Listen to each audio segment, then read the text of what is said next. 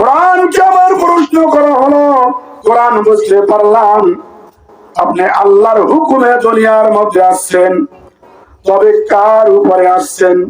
কার উপরে আল্লাহ রাব্বুল আলামিন আপনাকে অবতরণ করলেন? কোরআন সুন্দর করে জবাব দেয়, দুনিয়ার মানুষ, আমি কোরআন আল্লাহ আসমানের উপরে নাজিল করেন নাই, আল্লাহ জমিনের উপরে নাজিল করেন নাই, আল্লাহ সাগরের উপরেও নাজিল করেন নাই, আল্লাহ পাহাড়ে পর্বতের উপরেও নাজিল করেন নাই।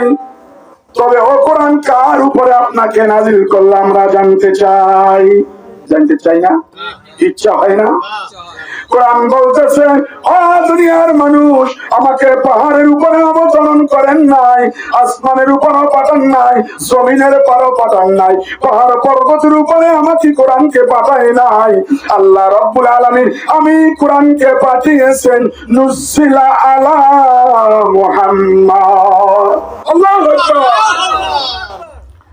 দুনিয়ার মানুষ, আমি কোরআনকে আল্লাহ রাব্বুল আলামিন নুজিলা আলা মুহাম্মদ, মুহাম্মদ রাসূলুল্লাহ সাল্লাল্লাহু আলাইহি ওয়াসাল্লামের উপর অবতরণ করেছেন। সুবহানাল্লাহ। কোরআনকে আবার প্রশ্ন করলো, বুঝবেন, খালি ওয়াজ শুনি বুঝতে হবে, এগুলো তাফসীর বুঝতে হবে। কোরআনকে আবার প্রশ্ন করলো, কোরআন বুঝতে পারলাম আপনার নাম কোরআন, আপনি লাউহে মাহফুজ থেকে আসছেন, জিবরাইল আপনাকে নিয়ে আসছেন, আল্লাহর হুকুমে আসলেন, আমার নবীর উপরে আপনাকে অবতরণ করলো, নাজিল করলো। কোরআন আমরা জানতে চাই আপনি কোন ভাষা দিয়া, কি ভাষা দিয়ে আল্লাহ আপনাকে লাউহে মাহফুজ থেকে দুনিয়ার মধ্যে পাঠাইলো? জানতে চাই না? কি ভাষা নিয়ে তুমি আসলা? কোরআন আমাদের সামনে প্রকাশ করো। কোরআন জবাব দিচ্ছেন, দুনিয়ার মানুষ, আল্লাহ রাব্বুল আলামিন আমাকে উর্দু ভাষা দিয়ে পাঠান নাই, আল্লাহ আমাকে ফার্সি ভাষা দিয়ে দুনিয়াতে পাঠান নাই, আল্লাহ আমাকে ইংলিশ ভাষা দিয়ে দুনিয়ার মধ্যে পাঠান নাই, আল্লাহ আমাকে বাংলা ভাষা দিয়ে দুনিয়াতে পাঠান নাই। ও দুনিয়ার মানুষ, আল্লাহ রাব্বুল আলামিন আমাকে দুনিয়ার মধ্যে পাঠিয়েছেন বিলিসানি আরাবিয়াল মুবিন। আল্লাহু আকবার। আল্লাহ রাব্বুল আলামিন আমাকে দুনিয়াতে পাঠিয়েছেন বিলিসানি আরাবিয়াল মুবিন। আল্লাহ রাব্বুল আলামিন আমাকে আরবি ভাষা দিয়া আল্লাহ আমাকে দুনিয়াতে পাঠিয়েছেন। বলেন সুবহানাল্লাহ। সুবহানাল্লাহ। আর কি ভাষা দিয়ে পাঠাইছেন? আরবি। তাহলে কোরআন কি ভাষা? আরবি। আরবি ভাষায় জবাব দিচ্ছেন। এবার কোরআনকে প্রশ্ন করল, কোরআন বুঝতে পারলাম আপনি আরবি ভাষা নিয়ে দুনিয়ার মধ্যে আসলেন। ও কোরআন আমরা জানতে চাই আপনাকে কিভাবে আমরা তেলাওয়াত করব, আপনাকে আমরা কিভাবে পড়ব, কিভাবে তেলাওয়াত করব? কোরআন জবাব দিচ্ছে, দুনিয়ার মানুষ, আমাকে উর্দু ভাষা দিয়া পড়তে হবে না, ফার্সি ভাষা দিয়া পড়তে হবে না, ইংলিশ ভাষা দিয়া পড়তে হবে না, বাংলা ভাষা দিয়া পড়তে হবে না। ও দুনিয়ার মানুষ, আমি কোরআনকে তোমরা তেলাওয়াত করো। ওয়ারাতিলিল কুরআন তারতিলা। আল্লাহু আকবার। কি বলছে? আমাকে তেলাওয়াত করো। ওয়ারাতিলিল কুরআন তারতিলা, আমাকে তোমরা ধীর স্থির ভাবে টেনে টেনে মধুর সুরে সুন্দর করে তেলাওয়াত করো। কোরআনকে আবার প্রশ্ন করলাম, কোরআন বুঝতে পারলাম আপনাকে সুন্দর করে টেনে টেনে তেলাওয়াত করতে হবে, তবে আমরা যখন তেলাওয়াত করবে ও কোরআন আমরা কিভাবে শুনবো? আমরা শুনবো না? একজন কোরআন তেলাওয়াত করলেও যে পরিমাণ সওয়াব, যে মনোযোগ দিয়ে শুনবে সমান সওয়াব, সমান সওয়াব। যে পড়বে, যে তেলাওয়াত করে যে সওয়াব পাবে, যতটুকু সওয়াব পাবে, আল্লাহর যেই বান্দা মনোযোগ দিয়ে শুনবে পরিপূর্ণ সমান সমান সওয়াব আল্লাহ রাব্বুল আলামিন দিবে। আমাদেরকে জিজ্ঞাসা করলো কোরআন, তাহলে আমরা কোরআন তেলাওয়াত করবে আমরা কিভাবে শুনবো? কোরআন সুন্দর করে জবাব দিলেন, ও দুনিয়ার মানুষ, যখন কোরআন তেলাওয়াত করবে তোমরা শুনবে, ওয়াইজা কুরিয়াল কোরআনু ফাসতামিউ আনসিতু লাআল্লাকুম তুরহামুন। আল্লাহু আকবার। তোমরা স্থির ভাবে কোরআন তেলাওয়াত তোমরা শ্রবণ করো, শোনো। কোরআনকে আবার প্রশ্ন করলো, শুধু প্রশ্নই করে যাচ্ছে। কোরআনকে আবার প্রশ্ন করলো, কোরআন তুমি দুনিয়ার মধ্যে আসলা, ও কোরআন আমরা জানতে চাই তোমার মধ্যে কোনো সন্দেহ আছে কিনা। আমরা তেলাওয়াত করব, তোমাকে মানবো, তোমাকে পড়বো, তোমার মধ্যে কোন সন্দেহ আছে কিনা। কোরআন জবাব দিলেন, ও দুনিয়ার মানুষ, সারা দুনিয়ার সমস্ত গ্রহণ কিতাবের মধ্যে ভুল থাকতে পারে, কিন্তু আমি কিতাবের মধ্যে আল্লাহ রাব্বুল আলামিন বলতেন নাই, যালিকাল কিতাবু লা রাইবা ফীহি। আল্লাহু আকবার। নাই কোনো সন্দেহ এই কিতাবের প্রতি আছে? কে সন্দেহ করি? কিছু কিছু আলেমেরা বলে কোরআনের মধ্যে 54টা ভুল আছে। ইদানিং ওয়াজে শুনছেন না, ইউটিউবে অনেক বক্তা বলে কোরআনের মধ্যে 54টা ভুল ধরা হয়েছে। শোনেন নাই? আমাদের একজন বক্তা, নাম বলতে অনিচ্ছুক, এখন এমপি পদে নির্বাচন করছে, সে কিছুদিন আগেও একটা ওয়াজের মধ্যে বলছে না কোরআনের মধ্যে আমি 54টা ভুল ধরেছি। বলে নাউজুবিল্লাহ। কোরআন বলতেছে যালিকাল কিতাবু লা রাইবা ফীহি, নাই কোনো সন্দেহ এই কিতাবের প্রতি। কোরআনকে আবার প্রশ্ন করলাম, কোরআন বুঝতে পারলাম, তবে আমরা জানতে চাই আপনি দুনিয়ার মধ্যে কবে আসলেন? জানতে চাই না? জানতে ইচ্ছে হয় না? দুনিয়াতে কবে আসলেন? আমাদের কয়টা মাস? 12 মাসে 1 বছর। কয় মাসে 1 বছর? 12 মাসে 1 বছর। কিন্তু 12 মাসের মধ্যে একটা মাস সম্মানিত মাস, ইজ্জতের মাস। সেই মাসটা কোনটা? সেই মাসটা কোনটা? জোরে কথা বলবেন, তাহলে কিছু শিখতে পারবেন। রমজান মাস। কোরআনকে প্রশ্ন করলাম, কোরআন আপনি দুনিয়ার মধ্যে কখন আসলেন? কোরআন সুন্দর করে জবাব দিল, দুনিয়ার মানুষ, আল্লাহ রাব্বুল আলামিন আমাকে এই দুনিয়ার মধ্যে পাঠিয়েছেন শাহরু রমাদান আল্লাযী উনজিলা ফীহিল কুরআন। আল্লাহ রাব্বুল আলামিন রমজান মাসে আমাকে এই দুনিয়ার মধ্যে পাঠিয়েছেন। কোরআনকে আবার প্রশ্ন করলাম, কোরআন বুঝতে পারলাম আপনার রমজান মাসে দুনিয়াতে পাঠাইছে আল্লাহ রাব্বুল আলামিন, তবে দিনে পাঠাইলো না রাইতে পাঠাইলো আমরা জানতে চাই। জানতে চাই নাকি? জানতে চাই। কোরআন জবাব দেয়, ও দুনিয়ার মানুষ, আল্লাহ রাব্বুল আলামিন 12 মাসের মধ্যে একটা মাস সম্মানিত মাস, সেই মাস হলো শাহরু রমাদান আল্লাযী উনজিলা ফীহিল কুরআন। রমজান মাসে আল্লাহ আমাকে দুনিয়ার মধ্যে পাঠাইলো, কিন্তু দুনিয়ার মানুষ, দুনিয়ার মধ্যে আমাকে রমজান মাসে পাঠাইছে, কিন্তু 1 বছরের মধ্যে একটা রাত সম্মানিত। সেই রাতটা কোনটা? সেই রাতটা কোনটা? কথা বলেন। কদর রাত। কোরআন শরীফ জবাব দিচ্ছেন, দুনিয়ার মধ্যে 12 মাসের একটা মাস সম্মানিত রমজান মাস, আর 1 বছরের রাতের মধ্যে থেকে একটা রাত সম্মানিত রাত, সেই রাতটা হচ্ছে ইন্না আনজালনাহু ফী লাইলাতিল কদর। আল্লাহু আকবার। ও দুনিয়ার মানুষ, আমি লাইলাতুল কদরের রাত আল্লাহ রাব্বুল আলামিন আমাকে এই দুনিয়ার মধ্যে পাঠিয়েছে। সুবহানাল্লাহ। কোরআনকে আবার প্রশ্ন করলো, ও কোরআন সবই বুঝলাম, সবই জানলাম, তবে আরেকটা জিনিস জানতে আমার মনে চায়, বড় আশা জাগে, সাত জাগে। ওই কি জাগে?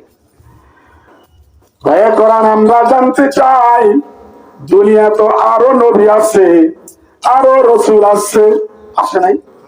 কথা বলবেন। দুনিয়াতে আরো নবী আসছে, আরো রসুল আসছে। ও কোরআন আমরা জানতে চাই অন্য অন্য নবীর থেকে আমার নবীর পার্থক্যটা কি আমরা জানতে চাই। দুনিয়াতে নবী আরো আসছে, রসুল আরো আসছে, তবু অন্য অন্য নবীর থেকে আমার নবীর পার্থক্যটা কি আমরা জানতে চাই। কোরআন জবাব দিচ্ছেন, মা কানা মুহাম্মাদুন আবা আহাদিন মির রিজালিকুম ওয়ালাকিন রাসূলুল্লাহি ওয়া খাতামান নাবিয়্যিন ওয়া কানা আল্লাহু বিকুল্লি শাইইন আলীম।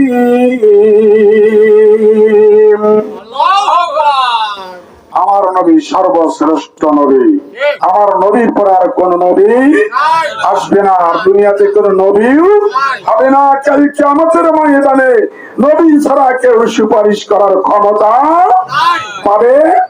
পাবে না। সেই নবীর উম্মত ও মুসলমান, আমরা নামাজ পড়ি না, আল্লাহ রাসূলের তরিকা মোতাবেক চলি আমরা চলি না, আমরা নামাজই পড়ি না, নামাজ কাজ করি, দুনিয়াতে মিথ্যা কথা বলি। নামাজ আমরা পড়ি, খুশি খুশি নামাজ পড়ি। নামাজ কত প্রকার? নামাজ কয় প্রকার? আমি ওই সাবজেক্ট রাখলাম। নামাজ কয় প্রকার? 5 প্রকার। নামাজ কয় প্রকার? 5 প্রকার। মুহাকাব, সালাতুল মুনাফিকিন, এই সালাতুল মুনাফিকিন নামাজটা কারা পড়ে? মুহাকাব ধমকপ্রাপ্ত নামাজ, সালাতুল গাফিলিন উদাসীনের নামাজ। আরেকটা হচ্ছে মাগফুরা সওয়াবপ্রাপ্ত নামাজ, মাগফুরিন মানে ক্ষমাপ্রাপ্ত নামাজ। এই ক্ষমাপ্রাপ্ত নামাজ কারা পড়ে? আরেকটা নামাজ হচ্ছে সালাতুল আউলিয়া, 5 নম্বর হচ্ছে সালাতুল আম্বিয়া। তাহলে 5 প্রকার নামাজ, তাহলে কোন প্রকার নামাজ কারা পড়ে জানতে ইচ্ছে করে না? মুসলমান, আমরা আল্লাহর বান্দা, আল্লাহ হুকুম করেছেন মাঝে নামাজ পড়ার জন্য, ঠিক কিনা? আমরা নামাজে যাই। যারা সালাতুল মুনাফিকিন, যারা নামাজ আদায় করে, তারা নামাজে যায় সপ্তাহে 1 বার, মাসে 2 বার বা বছরে 2 বার। কিন্তু নামাজে যায় যখন আল্লাহু আকবার কয়ে দাঁড়ায়, নামাজের মধ্যে তার মন থাকে না কখন শ্রীলঙ্কার ক্রিকেট খেলা শুরু হয়ে যাবে, কখন আর্জেন্টিনার ফুটবল খেলা শুরু হয়ে যাবে। নামাজে মন থাকে না, শুধু খেলাধুলার উপরে মন। আর যখন ইমাম সাহেব যখন রুকুতে যায়, ইমাম সাহেব যখন সুবহান রাব্বিয়াল আযীম বা সুবহান রাব্বিল আউলা বলে, যদি একটু দেরি হয়ে যায়, আমার বড় মুসল্লি সংকেত দেয়, অর্থাৎ ইমাম সাহেব হুজুর তাড়াতাড়ি শেষ করেন, নামাজ খেলা শুরু হয়ে গেল। যারা মাসে 1 বার যায়, সপ্তাহে 1 বার যায়, বছরে 2 বার যায়, এই নামাজ হলো সালাতুল মুনাফিকিন। এই নামাজ আদায় করলে জীবনেও নামাজ অশ্লীল কাজ থেকে আপনাকে ফিরাইতে পারবে না। আমরা বলি, হুজুর আপনারা বলেন অশ্লীল কাজ করলে, 5 ওয়াক্ত নামাজ পড়লে আল্লাহ গুনার কাজটা আমাদের ফিরায়, অশ্লীল কাজ থেকে ফিরায়। কিন্তু মুসলমান, আমরা যে নামাজ পড়ি, ওই নামাজ তো অশ্লীল কাজ থেকে ফিরাবে না, কারণ আমাদের নামাজই তো ইবলিস আকার নামাজ, ঠিক কিনা? আমি নামাজে দাঁড়াই, আমার নামাজে তো মন থাকে না। শ্রীলঙ্কার ক্রিকেট খেলা, আর্জেন্টিনার ফুটবল খেলায় নাম, হুজুর তাড়াতাড়ি শেষ করেন না, অর্থাৎ ইয়েতু করা সারা যায় না, পিছন থেকে শব্দ আসে, ঠিক না? শব্দ আসে, এটা হলো সালাতুল মুনাফিকিন নামাজ। আরেকটা হলো সালাতুল গাফিলিন উদাসীন নামাজ, জমকপ্রাপ্ত নামাজ। এক জাতীয় আল্লাহর বান্দা আছে আযান হওয়ার সঙ্গে সঙ্গে মসজিদে চলে যায়, 5 ওয়াক্ত নামাজি মসজিদে পড়ে, কিন্তু মসজিদে যখন আল্লাহু আকবার কয়ে দাঁড়ায় তখন তার নামাজের মধ্যে মন থাকে না। দুনিয়াবি সমস্ত হিসাব কিতাবের মধ্যে চলে যায়, কখন আমি খাতের মধ্যে পেছন ছিটাবো, কখন আমি সব ছিটাবো, আমার দোকান খোলা রয়েছে, আমার অমুক জায়গা যেতে হবে, আমার বড় জামাই বাড়িতে আসছে, এইরকম চিন্তা ভাবনা মনের মধ্যে চলে আসে। ঠিক কিনা? আসি না? এইরকম নামাজে আসি না? এই নামাজটা নাম হলো সালাতুল গাফিলিন, অর্থাৎ জমকপ্রাপ্ত নামাজ। 5 ওয়াক্ত নামাজ পড়ে কিন্তু নামাজের মধ্যে মন থাকে না। পর্দার আড়ালের মা ও বোনেরা, নামাজ পড়ো ঠিকই কিন্তু নামাজে মন থাকে না। কিন্তু এই নামাজে কাল কিয়ামতের ময়দানে আল্লাহ রাব্বুল আলামিন যখন কহার ধারণ করে বসে থাকবে, আল্লাহ রাব্বুল আলামিন আপনাকে এমন জোরে ধমক মারবে, বান্দা দূর হ, তুই নামাজ পড়ছিস কিন্তু আমার নামাজ পড়িস নাই, তুই খুশি খুশি নামাজ আদায় করেছি। আল্লাহর ধমক খাবে কাল কিয়ামতের ময়দানে। 3 নম্বর মাগফুরা, ক্ষমাপ্রাপ্ত নামাজ। এইটা হলো আমরা যারা আমরা 5 ওয়াক্ত নামাজি পড়ি, এই নামাজটা কার কিভাবে পড়তে হয়?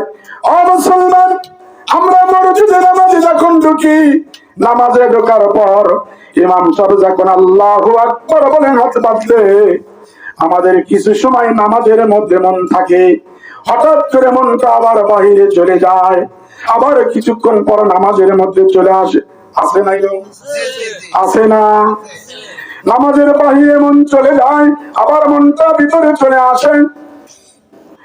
ইবলিসের সাথে জিহাদ করেন, ইবলিস আমার মনটা নামাজের বাহিরে নিয়ে যায়, আবার হঠাৎ করে মনে হয় না না না, আমি তো আল্লাহর সম্মুখে দাঁড়িয়েছি, আল্লাহর কুদরতি পাইছে তারা যাওয়ার জন্য দাঁড়াইছি, মনটা আবার ভিতরে নিয়ে আসে।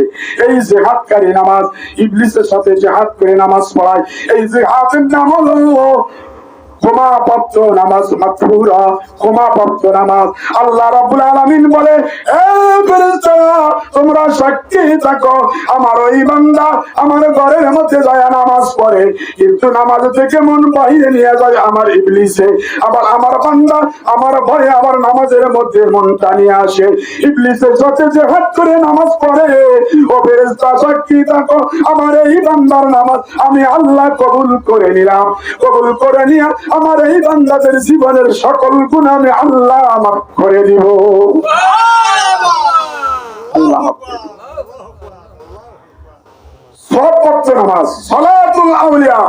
আর মুসলমান, আল্লাহর ওলিরা যে নামাজ পড়ে, তারা যখন নামাজে দাঁড়াইয়া যায়, দুনিয়ার কোনো খেয়াল থাকে না, খেয়াল থাকে না।